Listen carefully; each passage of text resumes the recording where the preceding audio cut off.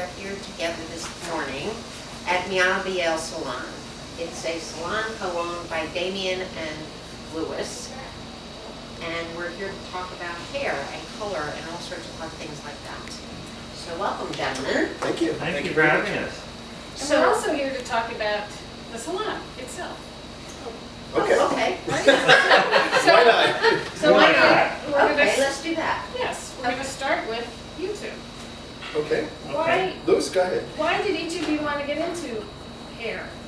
Well, Damien was already in the business before I started, and through his Are influence... you saying he's older? I am. Oh. I am, but for his sake, I Older won't but say by better, how much. Older but better. Older but better. Okay. I like that. And through his influence and the influence of friends of his at the time, Damien was a top stylist at Vidal Sassoon for many years when I met him, and then I decided to get into the business as well. So shortly after meeting, we decided that it would be best if I learned how to do hair, and I Seems chose like a to do start. color and complement his work as an expert stylist. And together we joined forces and opened our salon in November of 1985. So that's about 34 years ago. It's a long years. time. It went very quickly. I'm So sure did it you did. always want to be a stylist? No, my dad was a stylist, so was my sister. My original thing was I was a teacher. I taught ESL and Spanish at a high school in the Bronx. Really? But the job market for teachers was so bad in my last year of college, I was afraid that I wouldn't be able to get a job. Get a So I job. went to hairdresser school in the evening. So Oh, did you love it right away? I loved it right away. Was your father proud?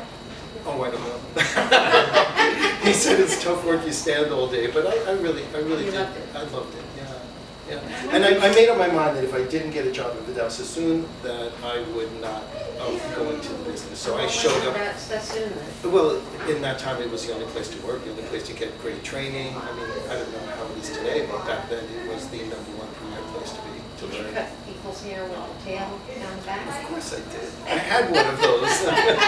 When I Only met one is him, blonde. he practically had one of those. That was quite a Yes. time in New York City. It was a completely different time in New York City. It was very exciting, and there was a lot going on. And when I started the business, women were just learning how to blow dry their hair. They were Because- accustomed because to they sets. Had just invented blow dryers? Is it that No, long not ago? yes, almost. You know, it Well, was. don't it was you a- remember those big, huge hooded things? I had one in my bedroom. Absolutely, every woman had. Yes. We had because my dad was a hairdresser. We actually had one of those full dryers in the hallway of my house where we grew up. My mother used to sit under that. So. So that was, Sassoon was really the guy that turned it around. He did, and at the time there was no other better place to get training. So I really appreciate that I got such good education working there, such good experience, and at a time when it was very exciting, you know, when things were really changing in the industry. And Was that the 60s? it was actually, I started there in the early 70s. 70s. So it was I still know. sort of the mod Yeah. 60s, 70s. So how did you get your first set of clients? Well, Damien already had a large clientele Through Sesame. through Sassoon because he had been there for almost a decade. And he left at a very opportune time when a number of people were deciding to do other things for themselves. So the timing was very good for us. I, on the other hand, had just finished beauty school and after 4 years at NYU and not going into my parents' business, much to their surprise. So fortunately, I much preferred color to cutting and styling. So we were a good complement.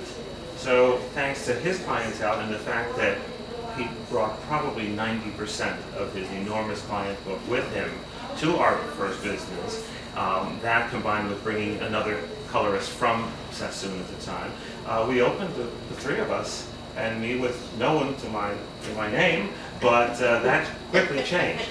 Now we have a Fortunately, staff I was of good. about 45, right? Yeah. About 45. And where was your first salon? On Fifth Avenue, right near Saks. Yeah, it was a great location. It was a nervy move at the time. I mean, Pay rent, well, sign yeah, a it lease. was daunting. You know, Yeah. yes, all of that was Yeah. really daunting. Yeah. And then- But we made it.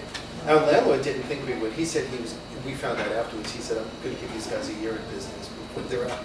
Wow, and everybody just moved over with you? Yeah, I was very Well, lucky. I was very lucky. We actually only had one person that moved with us the day that we opened.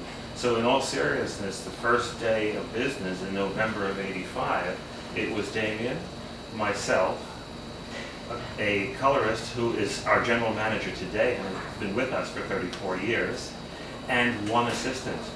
And that was it. So the one good thing about me not having any clients was that I could be a receptionist for a while.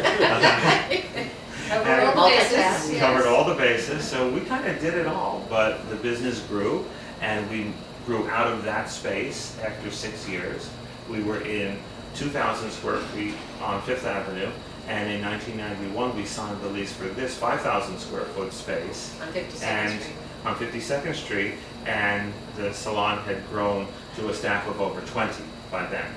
And are some of the clients that you had back then still clients? Or Absolutely, are and their daughters. they- And their Now daughters? they're daughters, and in some cases, they're grandchildren. Yes. So you're the family hairdresser? We're the family hairdressers, yeah.